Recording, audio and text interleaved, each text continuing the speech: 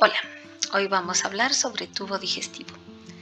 Recordemos que vamos a ver únicamente el aparato digestivo tubular, ya que aunque empieza la boca el sistema digestivo, nosotros vamos a abordar la boca en una unidad aparte, por lo que empezaremos solamente con el tubo. El tubo digestivo se origina del endodermo. Recordemos que es la porción más interna que queda ahí. Y está dividido en varios órganos. Estos órganos están separados a través de un esfínter, o sea, un sitio donde se bloquea el paso de un lado al otro.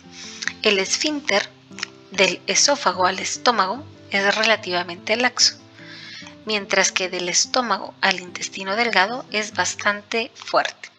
Este esfínter se denomina píloro y eso es muy notorio fisiológicamente. Del intestino delgado al grueso es un esfínter incompleto y el intestino grueso al final tiene un esfínter que es el esfínter anal, que gracias a él es que podemos tener retención de las heces hasta el momento de que deseamos liberarlas. Entre las generalidades vamos a ver que todo el tubo digestivo comparte 4 capas. Estas capas son la mucosa, que está compuesta por el epitelio, la lámina propia, que es una mezcla entre la membrana basal y el tejido que llega a infiltrarse, por lo tanto se engrosa el espesor de la lámina basal y contiene otras células, ahí sí que tejido laxo con variedad celular, puede haber infiltración linfoide y a esto se le denomina lámina propia. Y está separada del resto a través de una muscularis mucosae, que es la muscular de la mucosa. El epitelio en el tubo digestivo va a ser de 2 tipos. Al inicio y al final va a haber un epitelio de revestimiento, o sea, plano estratificado. Mientras que en la mayoría, después del esófago hasta antes del ano, vamos a tener cilíndrico simple. Normalmente el epitelio cilíndrico simple va a tener algunas variantes. Por ejemplo, en algunos sitios presenta microvellosidades absortivas para poder nutrirnos bien. En este caso, estas células se denominan enterocitos. En otros sitios van a ser con células con funciones diferentes, por ejemplo, células caliciformes que están produciendo moco, mientras que en algunos casos podemos encontrar células cilíndricas que sean secretoras de hormonas y que formen el sistema enteroendocrino. La lámina propia, como decíamos, va a ser tejido conectivo laxo con MALT, o sea, tejido linfoideo asociado a mucosas, o tejido linfoideo asociado a intestino. Aquí en el intestino vamos a encontrar también las placas de Peyer, que son nódulos linfoides que están presentes entre la mucosa. Y recordemos que es tejido conectivo no capsulado y que es difuso. Y se presenta básicamente en la porción del intestino delgado. La muscularis mucosae, que es la que separa a las regiones, va a estar formada por músculo liso y va a ser en 2 capas, una circular interna y una longitudinal externa. La submucosa, que es el tejido conectivo que está debajo de la mucosa, va a estar formada por tejido conectivo laxo y a veces denso, dependiendo del órgano y del tipo de fibra que presente. Algo muy importante es que va a presentar el plexo nervioso de Meissner. Este plexo nervioso es un conjunto de nervios que está alrededor de todo el tubo digestivo como un revestimiento bastante denso y que inerva la región de la mucosa, específicamente a las glándulas que están ahí presentes, aunque también emite prolongaciones nerviosas hacia el músculo que tiene la muscularis mucosae. También tiene venas, arterias, nervios y linfáticos que pasan en la submucosa y que son evidentes. La muscular es básicamente en 2 grandes fibras, la muscular interna, que es circular, y la externa, que es longitudinal. Cuando se engrosa la circular interna es que forma los esfínteres y como habíamos mencionado, al inicio y al final va a ser músculo esquelético, mientras que en su mayoría va a ser músculo liso. El plexo nervioso de Auerbach es un conjunto de nervios, al igual que el de Meissner, pero que está ubicado entre las dos capas, entre la circular y la longitudinal de músculo, ¿verdad? Este controla específicamente el peristaltismo, que es el nombre que recibe el movimiento intestinal. Al final vamos a encontrar una serosa. Recordemos que la serosa es un tejido conectivo relativamente denso que está rodeado de células mesoteliales planas. Sin embargo, al inicio y al final vamos a encontrar adventicia. Al inicio estamos hablando de cuando el esófago está pasando a través del tórax y al final llegando al ano. Las células mesoteliales forman un epitelio plano simple y recordemos que se pierden en algunas regiones. Ahora sí, vamos a empezar con los órganos. Todas van a presentar las mismas 4 capas que habíamos dicho y las generalidades no las vamos a tomar en cuenta.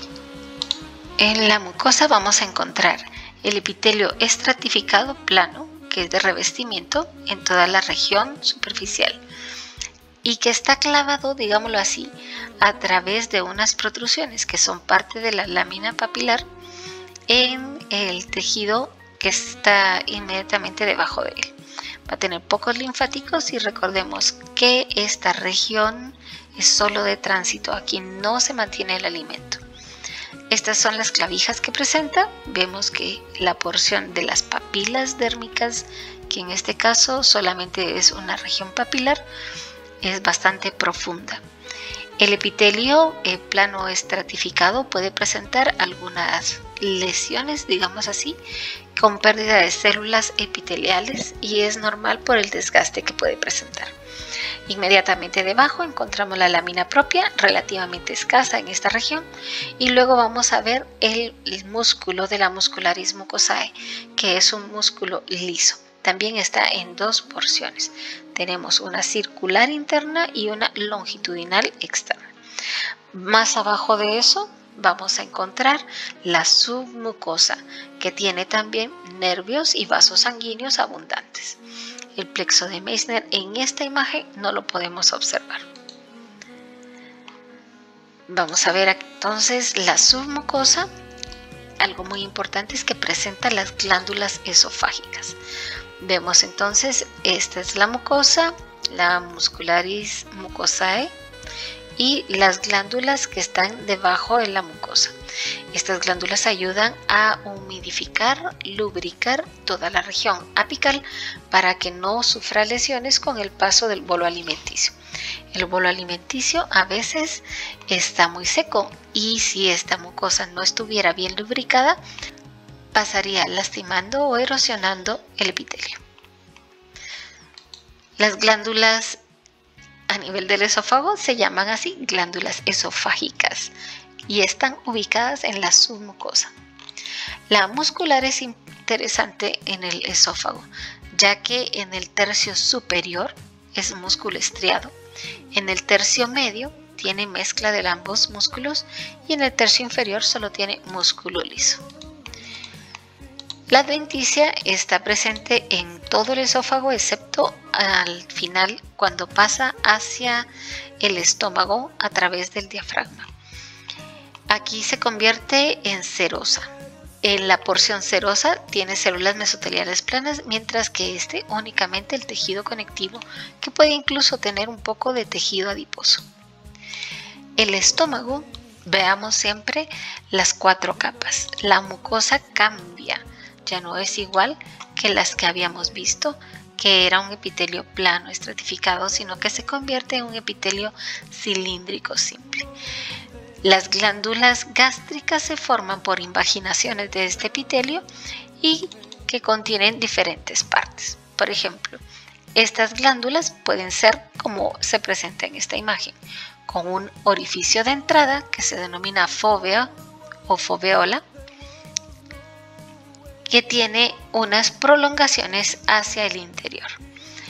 Normalmente Después de la fobia vemos que se estrecha el conducto y las células cambian según la región. Vamos a ver las células del cuello que presentan una porción pequeña de transición de las células que son superficiales de revestimiento, que pueden producir moco alcalino, y las células que ya comienzan a tener una función digestiva. Toda la producción del moco alcalino son estas las células del cuello las que se encargan de la protección. Es una especie de glucocáliz que pueden generar y hacen un revestimiento en cierta forma como un tapón mucoso. Luego tenemos algunas células diferentes, por ejemplo las células parietales, las células principales, enteroendocrinas y las células madre que siempre están renovando el tejido. Vamos a ver que son diferentes las porciones según cada región. Entonces la que vimos primero son las del fondo gástrico. Estas son las del cardias, que son la porción inicial. Y vamos a ver que tiene gran cantidad de mucosa alrededor, que las células son más anchas abajo y se ven enredadas debido a que son tubulares enrolladas. Y las de la región pilórica, que es la última que tenemos, vemos que la fobia es más ancha. Esto de ser más ancha es porque a veces, como es el sitio que por gravedad recibe más alimento, necesitamos mayor protección y por eso estas células están engrosadas. La lámina propia también tiene más infiltración, la vemos un poquito más evidente que en los otros lados donde se miraban más las células secretoras.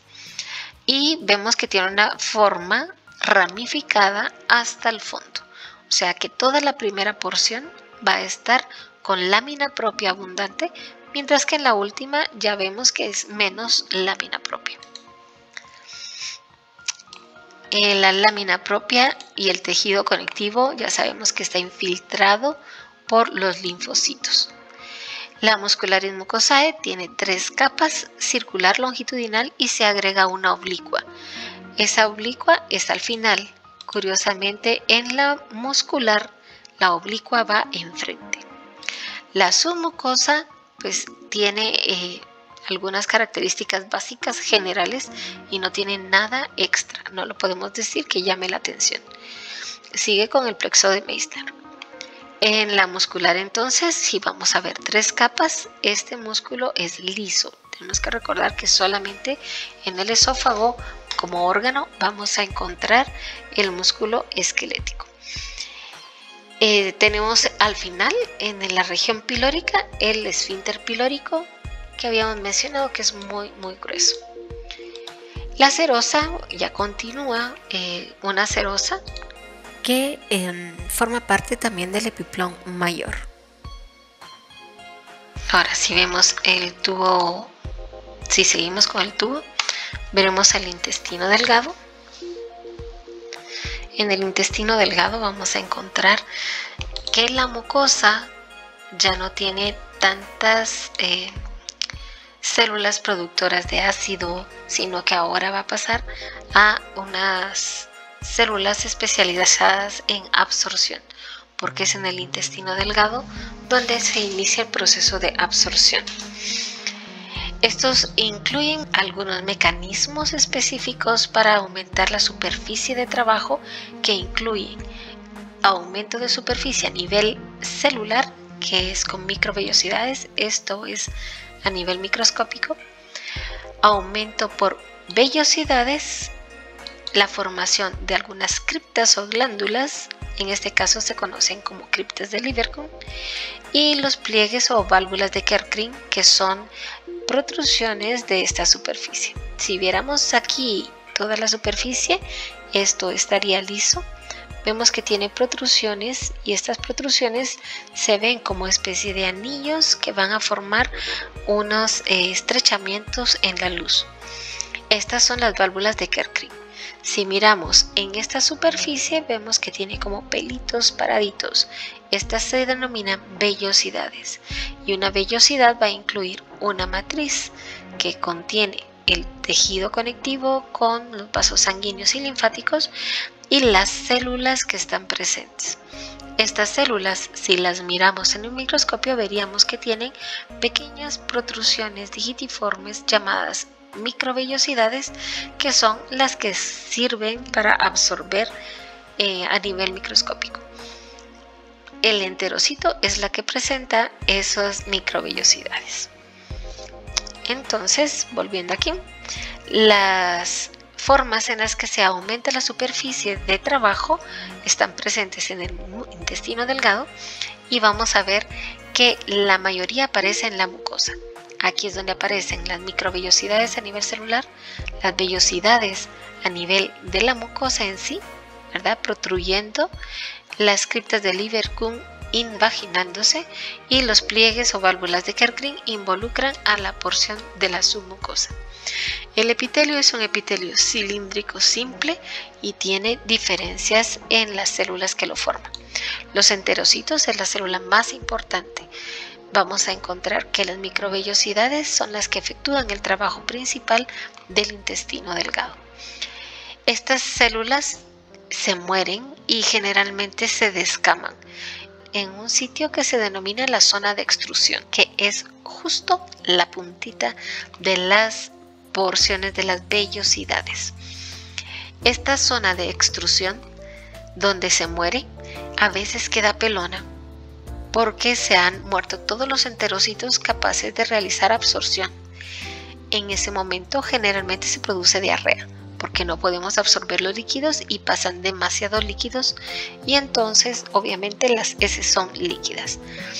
Cuando este enterocito muere, se tiene que renovar a través de las células madre, y estas tardan de 3 a 5 días en poder retapizar toda la zona de extrusión. Por eso es que es relativamente normal que el periodo de diarrea tarde fisiológicamente de 3 a 5 días. Durante ese tiempo hay que tomar suficientes líquidos para que las pocas células que queden sí hagan su función apropiadamente. También tenemos células caliciformes que producen moco. Presentan también algunas células, ¿verdad?, que en este caso se denominan células M, y son macrófagos principalmente. Y hay también células enteroendocrinas pertenecientes a un sistema difuso. También podemos encontrar células APUD, ¿verdad? Son precursores de aminas, ¿verdad?, que también pueden hacer elementos que son hormonales. Y las células de Paneth, que aparecen justamente en el intestino delgado, que son productoras de lisocimas y defensinas, que se encuentran ubicadas al fondo de cada una de estas criptas que presentan entre las vellosidades. La lámina propia presenta tejido conectivo laxo, y aquí es donde aparecen las placas de Peyer. Las células plasmáticas, plasmocitos, introducen las inmunoglobulinas secretoras dentro de la secreción que tenemos a nivel del intestino. Esto es para ayudar a contrarrestar cualquier agente patógeno que llegue a la luz. La muscularis mucosae presenta solamente 2 capas, al igual que el resto del tubo digestivo, la circular interna y la longitudinal externa. Y vamos a tener 3 segmentos en el intestino delgado. El duodeno es el primero, yeyuno es el segundo y el ilio es el tercero. Del más corto al más largo, veamos cuánto miden. En general, esto se puede decir que miden entre 5 y 7 metros dependiendo de la altura de cada persona. El duodeno es el más corto, rodea directamente al páncreas, entonces vamos a ver que su localización es muy cercana al estómago, rodeando al páncreas. Las vellosidades son más anchas y numerosas y tienen menos células caliciformes. Vemos que las vellosidades son anchas, la lámina propia se puede identificar muy claramente. Tiene la porción de la vellosidad arriba, las criptas de Lieberkühn adentro, y presenta glándulas en la submucosa. Estas glándulas ayudan a que podamos neutralizar la acidez con la que viene todo el contenido del estómago. Otro mecanismo para contrarrestar esta acidez son las secreciones del páncreas, y estas desembocan en la segunda porción del duodeno. Por eso es que aquí es muy importante que mantengamos bien protegida toda la superficie con la aparición de estas glándulas. Estas glándulas se denominan glándulas de Brunner o glándulas duodenales.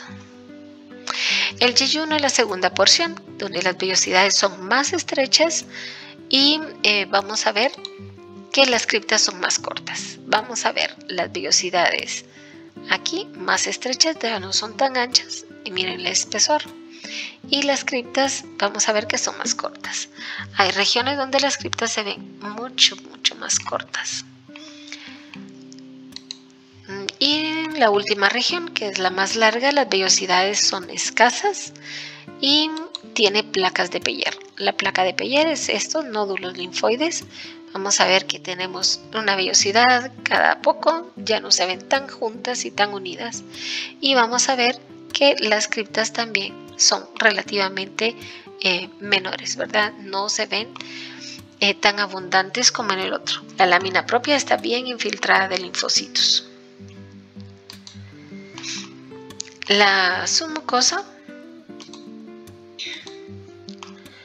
tiene tejido conectivo laxo con tendencia fibrosa, las glándulas de Brunner que se presentan solo en el duodeno, y vamos a ver que los linfáticos son muy abundantes porque llevan todo el alimento, sobre todo las grasas, a procesar directamente al hígado y van formando los vasos quilíferos.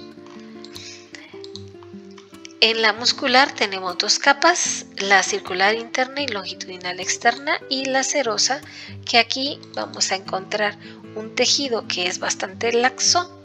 Tenemos fibras elásticas, aquí hay una rota que por eso está encogida. Vamos a encontrar células dispersas y de diferente forma. Tiene presencia de vasos sanguíneos muy importantes, y estos vasos sanguíneos le dan la característica especial de poder realizar una especie de filtración externa. Por eso se utiliza este mecanismo como para hacer diálisis peritoneales, ya que el peritoneo y todo el epiplón va a ayudar a filtrar lo que está conteniendo la sangre.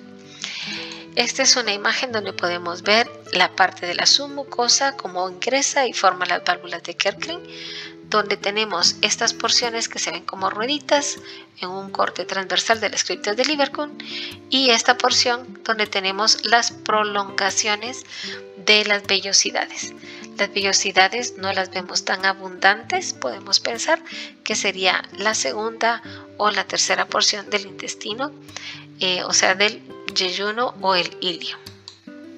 Y vamos a ver el intestino grueso, que es la última porción. Tenemos varias regiones. Entre las regiones vamos a encontrar como característica predominante que ya no va a haber ninguna vellosidad, solamente hay criptas de Lieberkühn, y la célula predominante va a ser la célula caliciforme, porque estas células están produciendo un moco protector para que las heces no se peguen entre el intestino. La otra célula que es muy importante sigue siendo el enterocito. El enterocito va a ayudarnos a recibir todo el líquido que queda presente en el intestino grueso, en el colon. Es el encargado de secar las heces y evitar que salgan heces líquidas en nuestro cuerpo. También tenemos células madre que son regeneradoras, las células enteroendocrinas, una lámina propia infiltrada con linfocitos y una muscularis mucosae que comienza a ser incompleta. ¿Dónde se vuelve incompleta? Al final. Todo el colon ascendente, transverso y descendente todavía presenta una muscularis mucosae bastante completa. La submucosa, pues tejido conectivo muscular que tiene una variante. Esta variante es que en el colon ascendente, transverso y descendente va a unir todas las porciones donde está el músculo longitudinal y las junta en las tenias colónicas, mientras que el músculo circular siempre va a estar presente a lo largo de todo el tubo. Estas regiones van a estar diferentes entonces, con una circular presente, discontinua, una longitudinal en 3 haces, y esto da la apariencia de las austras. Unas austras son estas lobulaciones o saculaciones presentes. Aquí va la fila longitudinal, por eso si encontramos un corte en este segmento, vamos a ver las 2 capas de músculo, mientras si lo encontramos en este segmento, solamente vamos a ver una capa de músculo. La serosa presenta ahora los apéndices epiploicos. Estas son esas porciones como deditos que les salen, que generalmente están revestidos con grasa.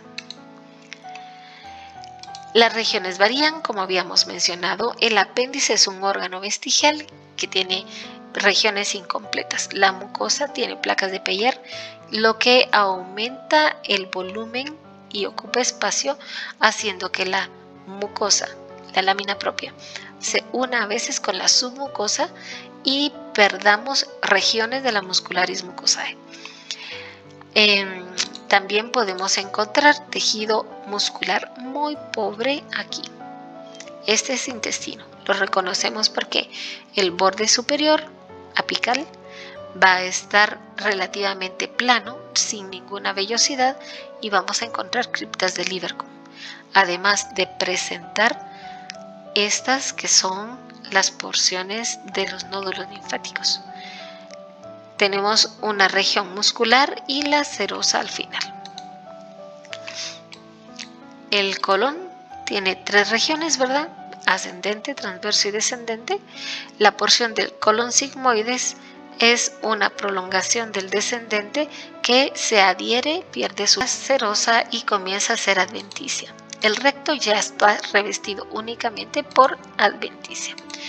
La mucosa del recto tiene el doble de células caliciformes, ¿verdad? Las criptas son más profundas.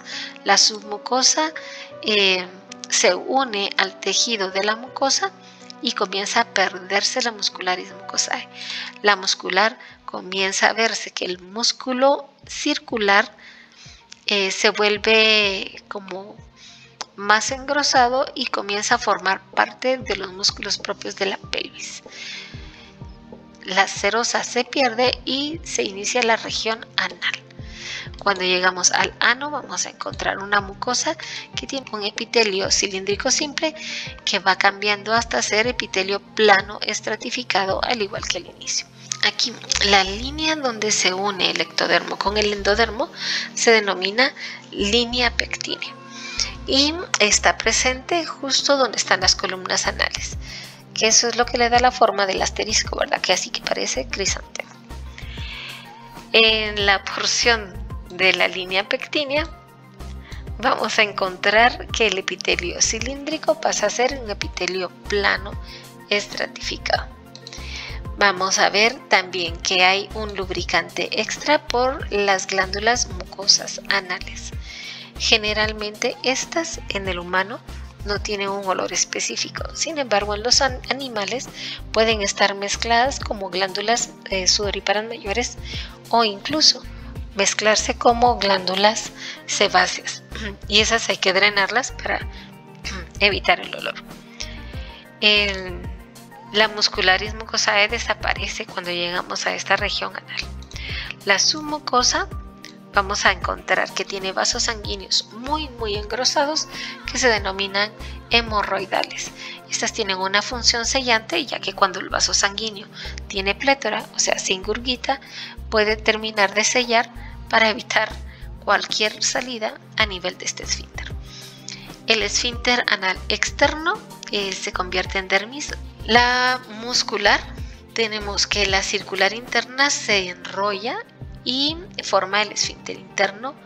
La longitudinal se pierde y aquí comienza el músculo externo, que es esquelético y voluntario.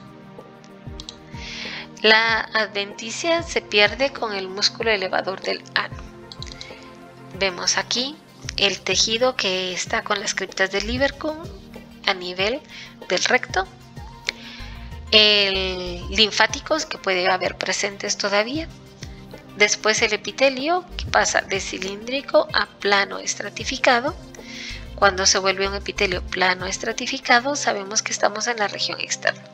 Todo esto de aquí es el músculo que hace el esfínter. El esfínter interno es de músculo liso y el esfínter externo es de músculo esquelético.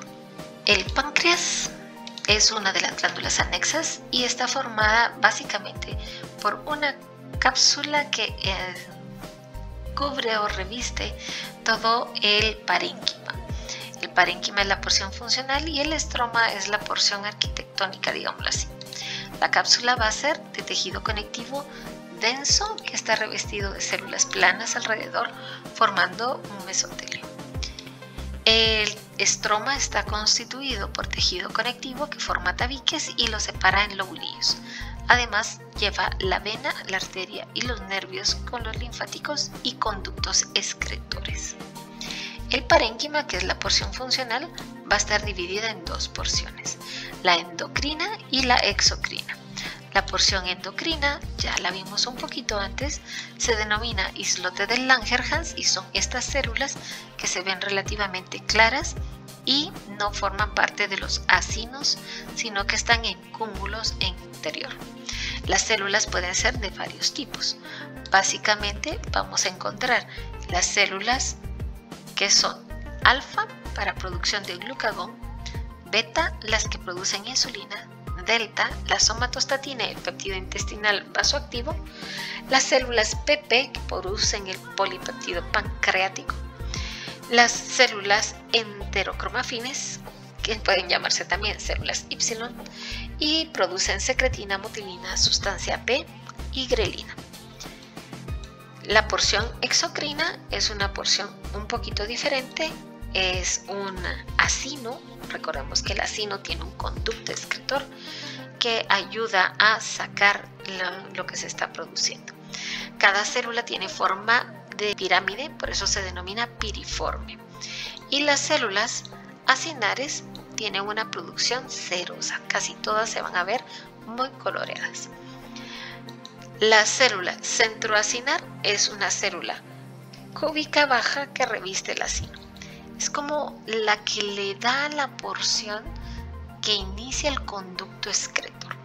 Este conducto excretor inicial se denomina conducto intercalar, debido a que está a la par intercalado entre los acinos. Después tenemos un conducto que se ve estriado en medio y después el conducto colector. Básicamente, la célula centroacinar se encarga de alcalinizar todo lo que tenemos ahí.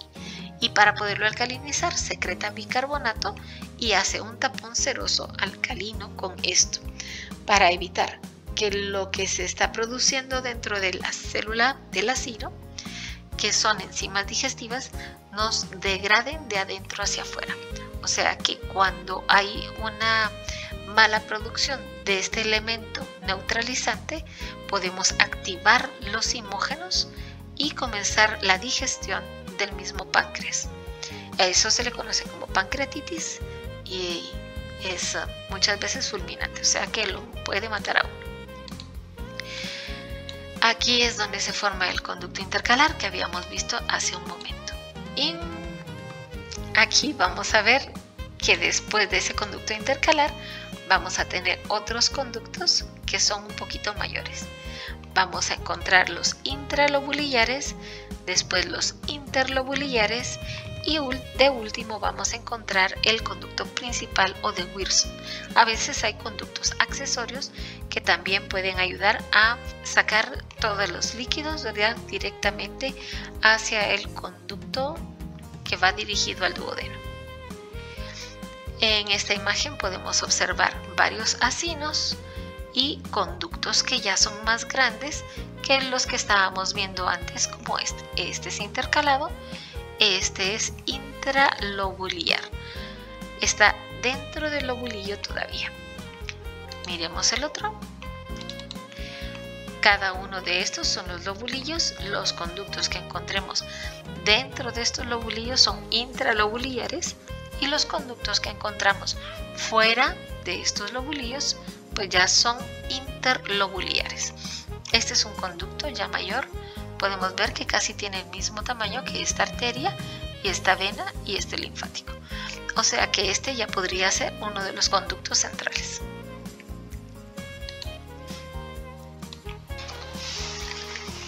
Y ahora, hablando del hígado, vamos a encontrar que la función del hígado es también una función doble, ¿verdad? Tiene una función que es importante en cuanto al metabolismo interno y otra que es para el metabolismo externo, o sea que puede salir. Para el metabolismo interno tiene mantenimiento de la glicemia, o sea el control del azúcar. Este puede hacer que se degrade el azúcar o que se vuelva grasa para poderla almacenar. O sea que mantiene la glicemia produciendo glucógeno con la gluconeogénesis o degradando glucógeno con la glucogenólisis. Generalmente con la glucogenólisis se produce grasa. También tiene un papel importante en el metabolismo de los lípidos y generalmente también es el encargado de producir los cuerpos cetónicos que se producen por la beta oxidación de los elementos en la respiración. Hace metabolismo del colesterol directamente y también es un reservorio de todas las que son vitaminas liposolubles. A veces también puede almacenar vitaminas hidrosolubles, lo único es que las vitaminas liposolubles se almacenan como grasa directamente y al almacenarlas como grasa pueden producir el hígado graso. Tiene a su cargo la producción de muchas de las proteínas, ¿verdad? 90% de las proteínas del plasma se producen aquí, en especial la albúmina y la globulina que ayudan a la presión coloidosmótica. Las lipoproteínas, que son las de baja densidad y las de alta densidad, ¿verdad? De las que hablábamos, que pueden estar libres en sangre y pueden no estarlo. Y muchas veces estas son las responsables de producir el taponamiento graso de las arterias, que es un problema actualmente. También produce las glucoproteínas y que estas se unen a otros elementos como para poder funcionar o activar metabolitos.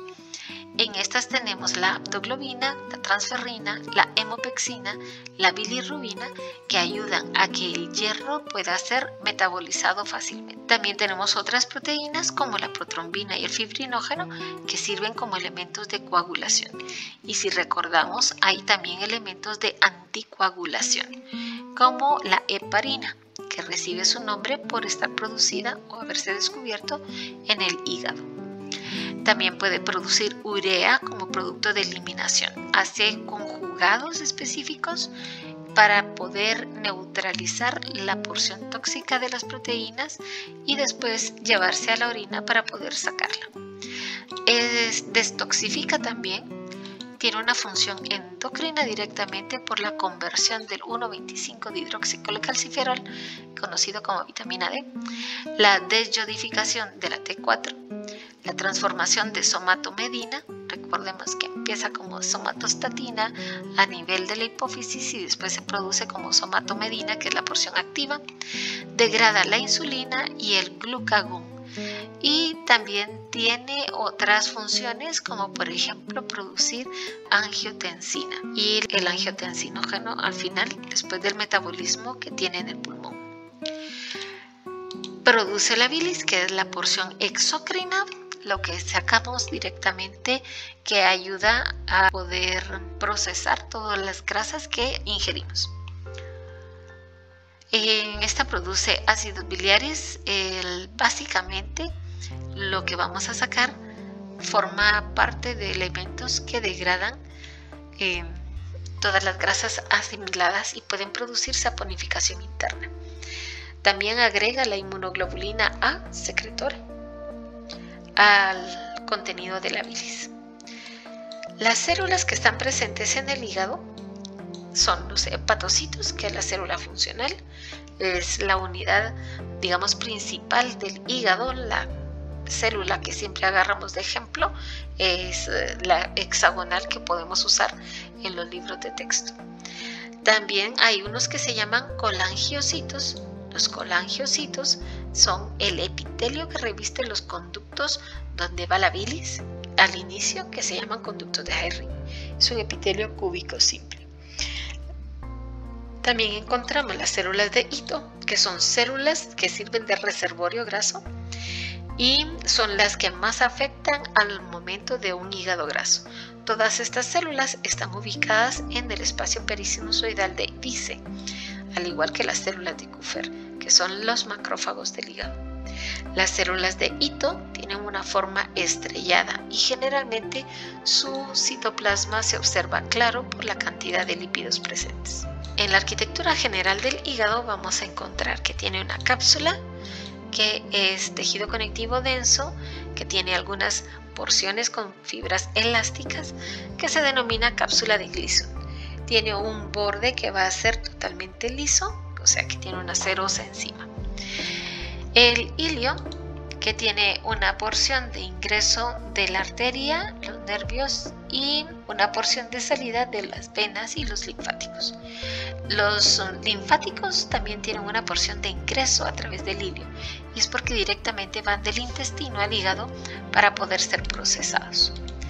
Luego tenemos el estroma, que es la porción que sostiene todas las estructuras a nivel del hígado, que es tejido conectivo relativamente denso, que forma tabiques internos desde la cápsula, haciendo lóbulos y lobulillos. Los lóbulos son las porciones mayores y los lobulillos van a ser las porciones menores que podemos ver directamente en la histología. Estos lobulillos van a ser diferentes según los puntos de referencia que tomemos. El lobulillo clásico, llamado también hepático, es un hexágono y lo podemos ver así. Aunque aquí pareciera tener solo 5 lados, podemos contar que tiene 1, 2, 3, 4, 5 y este pequeñito que es el sexto.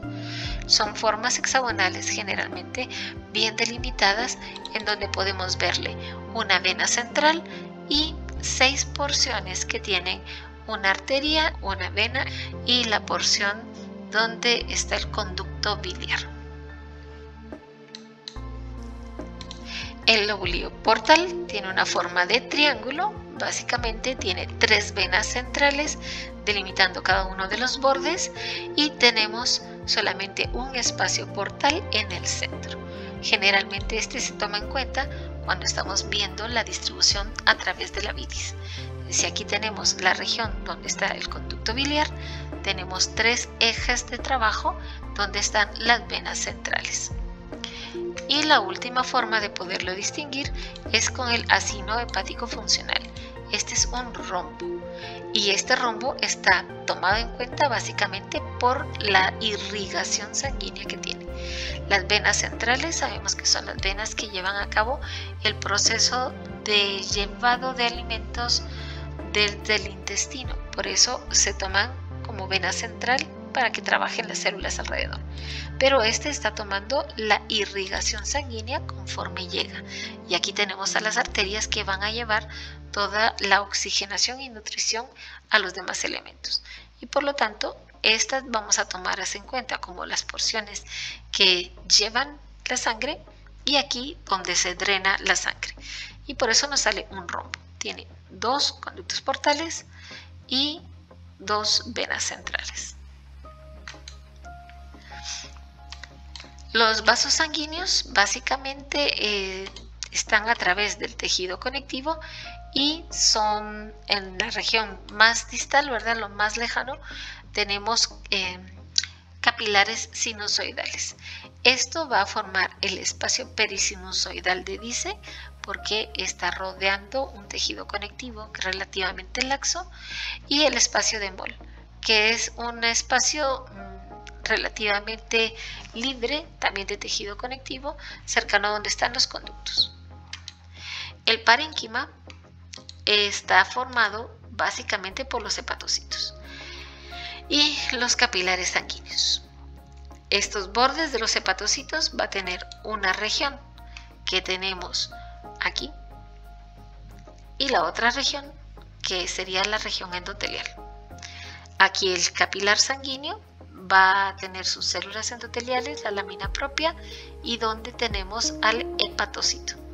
Las células de hito, que son células que pueden tener prolongaciones, se encuentran de este lado en el espacio perisinusoidal. Y aquí, entre estos tejidos, aquí va a estar los canalículos biliares.